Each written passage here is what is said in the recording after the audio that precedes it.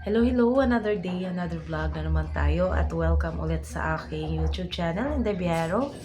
So, magandang araw po sa inyo lahat at kumusta na po tayo. So, baka magsawa na kayo sa mukha ko.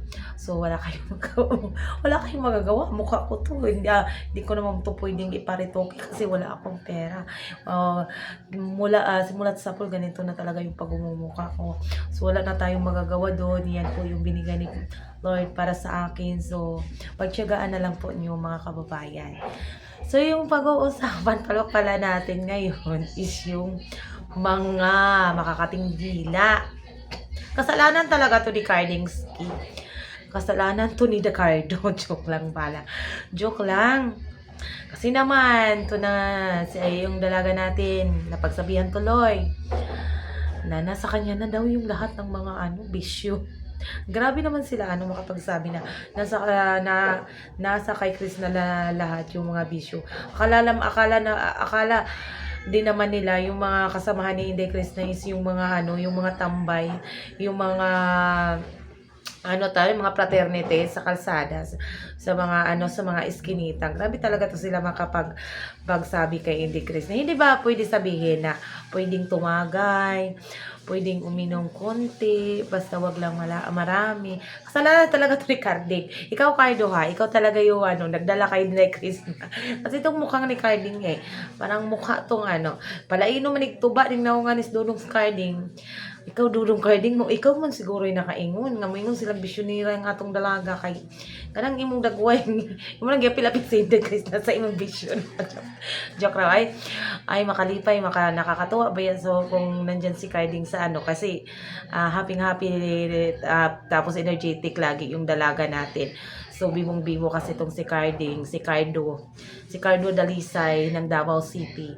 So bibong-bibo kasi itong batang to. So kung magkita tayo pohondong, inom tagtuba, dalhan takag tuba gikan sa liti, lami kaayo.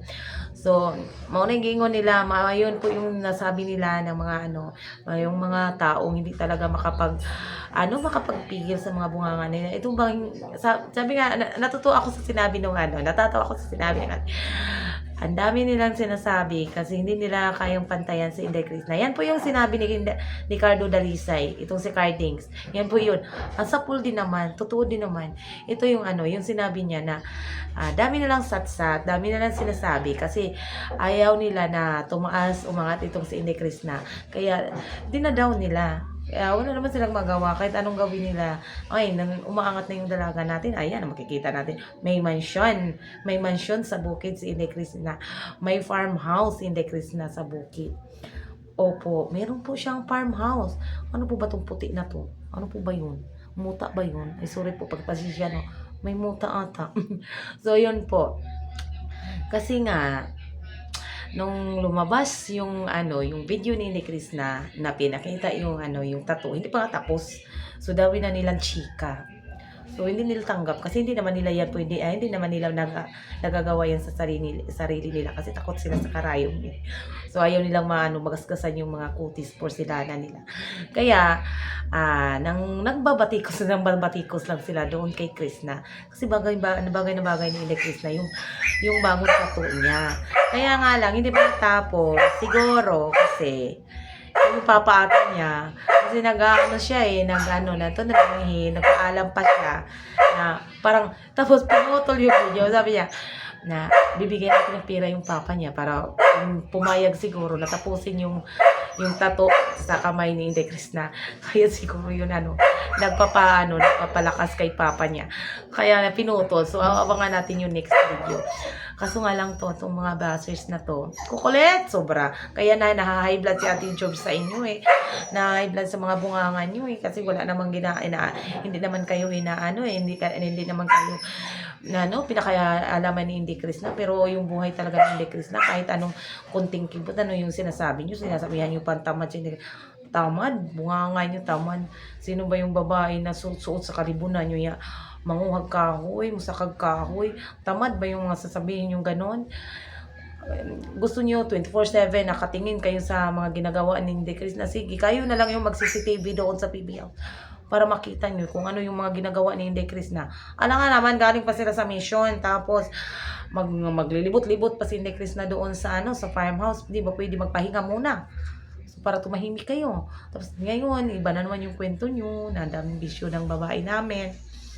Bakit? Nakikitaan nyo na ba na sobrang lasing tong dalaga natin? Nagtambling-tambling na ba si Krishna sa kalisingan? So, dati yun, nakikita natin na may ginagamit siya. Hindi ba pwede? Yun, first time, ang holy time na yun nagamit ni Inday Krishna. Kasi para sa inyo, para ma-please lang kayo, para kayo mabago yung tingin nyo kay Inday Krishna. Pero mahirap yung baguhin eh. Mahirap kasi yung mga inggit kasi na mga ganyan. Mahirap kahit anong pagsisikap, anong paghihirap ni Inday Krishna para lang kayo i-please, para lang kayo ano ba ni Inday Krishna, makuha yung loob nyo. Pero pag marites is always marites. Di ba?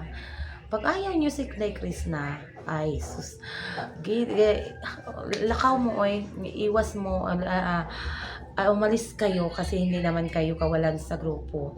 So, kaming nagmamahal, yung mga nagmamahal ng totoo kay Inday Krishna, yung nagmamahal ng tunay kay Inday Krishna, kung ano man yung totoo niyang pagkatao. So, ang dami pa naman namin. Andyan yun si Carding na lagi nakasuporta kay Inday Krishna. Mabuti na lang yung indian si Dong Carding kasi yung hindi naman lagi nandoon yung papa ni Inday Krishna, yung mga mabibigat na bagay. May kasama si Inday Krishna. Kung, di ba, layo ng mga bayan na pupunta ni Inday Krishna, mas mabuti meron na siyang mga kasama-kasama kasi meron tong dalang pera. Kung bibili siya ng materials, so kailangan niya, meron talaga siyang kasama. Mabuti na lang nandito yung si Cardong Dalisay ng Davao. Ikaw, Cardo, sikat na Kadong, bantay, alagaan mo yung dalaga natin. Huwag mong pabayaan. Mag-iingat kayo lagi sa mga lakad nyo. Hindi pa naman kayo nakapag-helmet, so mag-iingat kayo. Ikaw, Carding, kiat lang dyan ng imong agi ng Carding. So, bantay lang dyan ng imong ilong, maunsan mo yung biyahe. Bantay lang ng imong ilong, maliktan ko na ho ng kay na ako'y pagkasipat ng bataan ni may pagkakiaton po ni. Pagbuhid kaya guban, di ba makatawa ko sa uban sa comment. So, nakapwisto na ka dong Carding, andyan ka, kasama ka ni Inday Krishna. So, galingan mo. So, kung ano ka, nakilala namin, ganun pa rin, hindi laki ng ulo. Basta, pangalagaan mo lang yung dalaga namin kasi kailangan din niya kailangan niya ng kasama-kasama sa pangalakad niya. Kailangan niya, hindi lagi siya lang mag-isa lumalakad kasi alam naman natin, dami niya nang nakikilala, natin alam yung mga na ugali ng ibang mga tao. So mabuti na lang andyan ka, nakatingin lagi sa kanya. So huwag mo hayaan, huwag mo babayaan, mapahamak yung dalaga. Kahit mapahamak lang, ay malintikan ka talagang Carding ka. Basta lang, galingan mo pagkanta ha. Ngayon alam ko kakanta ka na naman sa birthday ni Inday Krishna, yung mga i-message ko sa iyo yung mga favorite ko na mga nga kanta. Tapos yung mga request ko dong Carding, yung po yung kantahin mo ha. Kasi alam ko fans ka din ng Chris Mau dati. So kantahin mo yung mga yung mga gusto ko. So alam ko magaling ka kumanta. Ayan pa si Brit Buagas. So yan, maraming salamat. Dami ko nang nakilala doon sa niyo. So kakasubaybay ko sa mga idolo ko. Ang dami ko na nakilala. So hinihintay ko yung time, hinihintay ko yung panahon na makikita ko kayo lahat na nandyan sa or kayo yung makabakasyon dito soon. Kung magkaroon man tayo ng konting magkaroon tayo ng konting dolyar, yun lang, naghihirap pa yung ate nyo, naghihirap pa yung nanay, kasi nga po, alam nyo naman, basta alamin mo na lang dong Carding kung ano yung history ng buhay ko. So yun po, basta ingatan mo, hindi ko pala mo daw yung mo daw Carding, yung yung YouTube account mo, nakalimutan ko yun, next yun pinakita yan ni pinakita ba yun ni Inday Krishna? Ikaw yung nag-post. So nakalimutan ko yung ano ba yung title ng mo, yung vlog mo. So alam ko meron ka na dati yung post mo, meron ka na dati ba yun, ilang subscriber ba yun? 19. So galingan mo, alam ko angat ka, basta andyan ka sa poder ni Inday Krishna. Alam ko makakamit mo yun ang laki na subscriber. Makukuha mo din yan. So good luck. At dapat kung ano ka ngayon, ang ano kayo ngayon ni Inday Krishna, basta okay lang kayo dyan lagi. So, mag-iingat at maging masaya lang.